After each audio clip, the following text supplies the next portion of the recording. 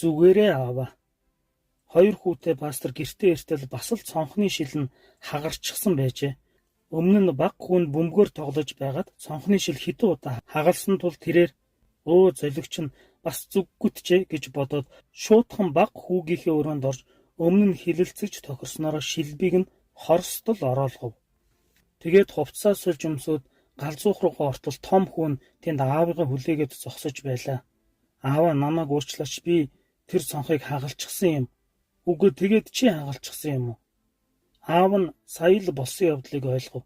Жинхэнэ буруутан нь энд байж байхад хитрхи хөнгөн хуумгаа шийдэж ямар ч буруугүй баг хүүгээ зодсон байжээ.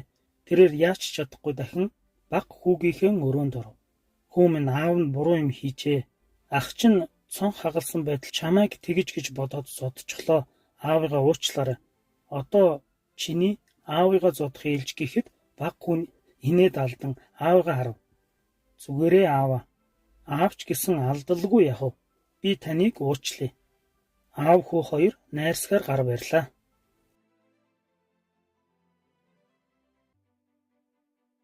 Хүний жинхэнэ үнцэн. Өнгөрсөн намар YWCA-гаас удирдан явуулсан залуунаас хүүс хайр сэтгэл гэсэн семинарын сүүлчийн лекцийг надад даалгасан юм.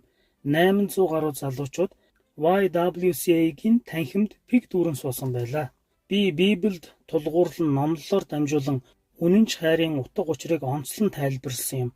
Намайг лекцэн уншиж дуусгаад олон хүн зөвлөгөө авахыг хүссэн юм. Зөвлөгөө өгч дуусаад танхимаас гарах гэтэл нэг охин тээнэгэлзэнгүүгээр намайг даглаа. Өнөөдрийн лекцийг сонсвоо гэж түүнээс инээмсэглэн асуухад минь. Тийм ээ, танаас юм асуух гэж арай ядан ам нэв. Амээ хорлох нь гин мөн үү гэхээр нь нилээд ноцтой асуудал байх нь гэж бодоод хаалганы ойролцоо охины хамт суулаа. Тэр охин ингэж ярьсан юм. Хэдэн сарын өмнө түүний дотны найз 6 давхрын байшингаас үсэрч амээ хорлсон ажээ. Түүнээс хойш тэр охин үхэхийг хүсэж уруу татагдсан сэтгэл нь үргэлж шаналгах болжээ.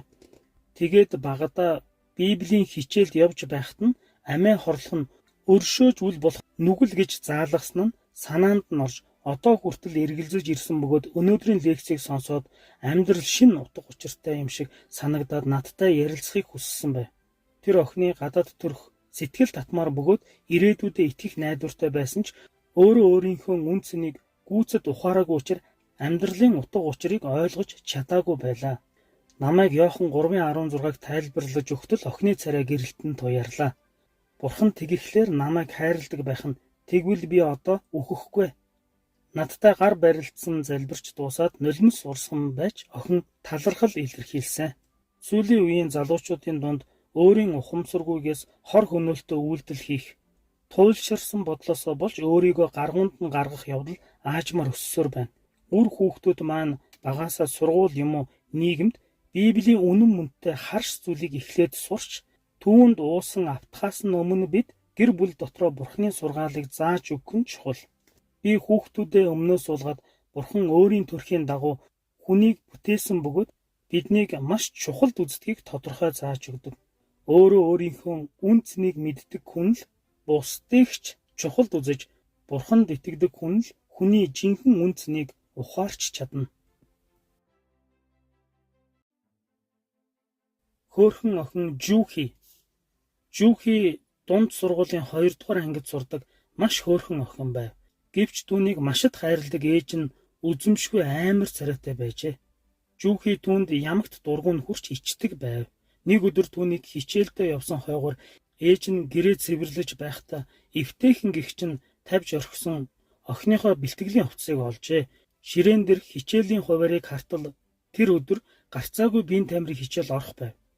Жүүхи маань бэлтгэлийн хувцсаа мартаад явчихсан байх нь гэдгийг мэдсэн ээж нь азар биеийн тамирын хичээл нь үдээс хойш орохыг санаад хувцсыг нь авч охиныхоо сургууль руу яаран оджээ. Сургуулийн хаалгаар ороод үүдний хонгилд явж байтал аль хэдийн ээжигээ харчгаад гүйж ирсэн охиндоо чамайг бэлтгэлийн хувцас орхиод явчихсан байхаар чинь аваад ирлээ. Өнөөдөр биеийн тамиртай юу гэд хувцсыг нь өгөв. Их л баярлах байх гэж бодсон боловч охин нь яагаад ч юм сандарч твцсэн байдлаар тийм ээ гэж хариулагч биш, үгүйч биш хэлснээ хувцаа булаах шахам шүүрч аваад буцаад явчихв. Ялгүй сандарсан ч ээж нь уучлсан сэтгэлээр "Тэгвэл би явж баядаа" гэсээр хаалга чиглэн алхав.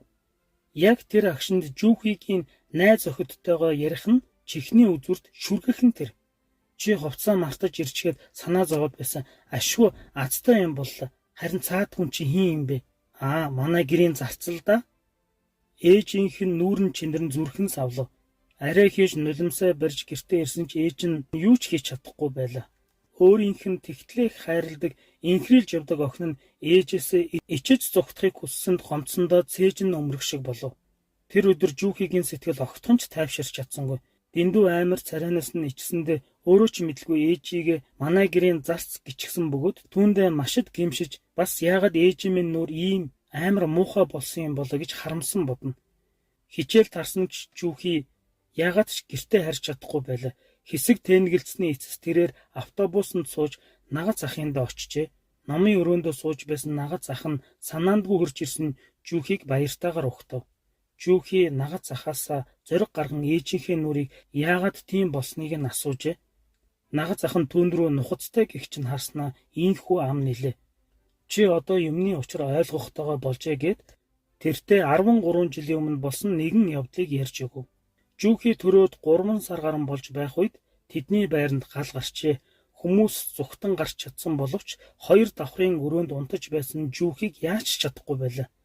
Яг энэ үед охиноо унтуулчаад зах ороод ирсэн ээж нь буцаж иржээ. Бүгд охиныг аврахаар дээш гарах нь ямар ч боломжгүй зүйл гэцгээж байв. Гэвч ээж нь санаа шулуутсан байжээ. Бүх хүмүүсийн хорхийг эсэргүүцэн нойтон үүргэвч үрээд гал руу ороод явчихав.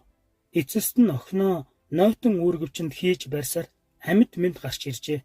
Гэвч ээжийнх нь би нэлэнхүүдэд түлэгдсэн байлаа. Ээж нь эмнэлэгт хэвтэж мис засал хийлгэн ам аврагдсан хэдий ч урдын сайхан зүс царайгаа эргэн олж чадаагүй юмсан ч түүний дараа аав нь гадаад руу яваад эргэж ирээгүй үнэн учрыг нуухын төлөө ээж нь Жүүхид юу ч хэлдэггүй байжээ. Бүх болсон явдлыг сонсоод химжээгүйх баярлсан болон ичиж гэмсэндээ нус нулимсандаа хутгалцсан Жүүхи жаахан чатхай хурдан хайрт ээжтэйгээ уулзахыг хүсэн гэрлүүгээ ухаан жолоогүй гүйлээ.